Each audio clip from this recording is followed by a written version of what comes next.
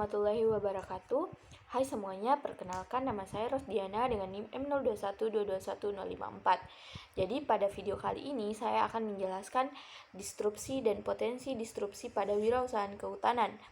Jadi disrupsi sendiri ini adalah perubahan atau loncatan besar pada suatu perusahaan yang akan mengubah tatanan suatu perusahaan. Dalam dunia bisnis, disrupsi bisa disebabkan oleh perubahan zaman. Hal ini yang kemudian menjadi tantangan pada wirausahaan agar terus berinovasi dan mengikuti zaman. Kemudian disrupsi ini terjadi dalam berbagai bidang wirausahaan termasuk kehutanan. Potensi disrupsi pada bidang kehutanan adalah perubahan signifikan dalam cara pengolahan atau industri kehutanan ini beroperasi yang mengganggu status kondisi yang terjadi dan menciptakan peluang baru. Beberapa faktor yang mempengaruhi disrupsi dalam bidang kehutanan yaitu teknologi adalah faktor pertama dalam disrupsi dalam industri kehutanan. Kemajuan teknologi seperti peranjau, pemodelan berbasis data, dan kecerdasan buatan dapat mengubah cara pengolahan hutan, pemantauan, dan peningkatan efisiensi dalam pemanenan kayu.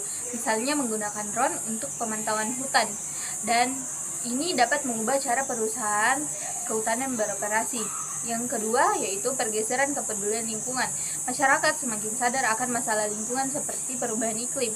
Ini dapat mempengaruhi permintaan konsumen dan peraturan pemerintah terhadap produk kayu yang berkelanjutan, mendorong perusahaan untuk mengubah praktik mereka.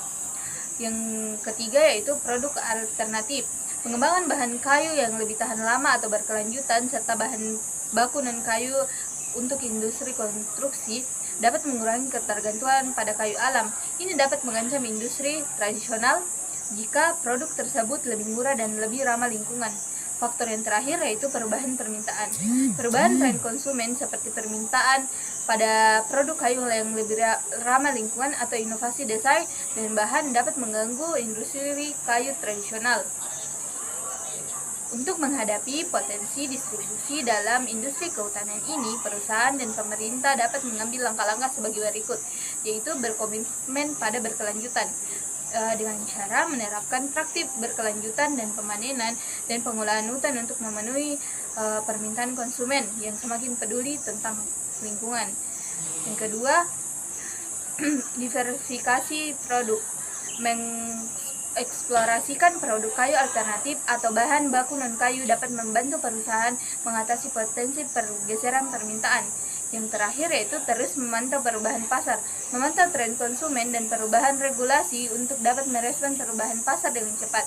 Disrupsi dalam kehutanan ini bisa menjadi peluang atau ancaman tergantung pada sejauh mana perusahaan dan pemangku kepentingan bersiap menghadapinya. Dengan strategi yang tepat, juga inovasi yang lebih berkembang dalam lingkungan yang merubahnya.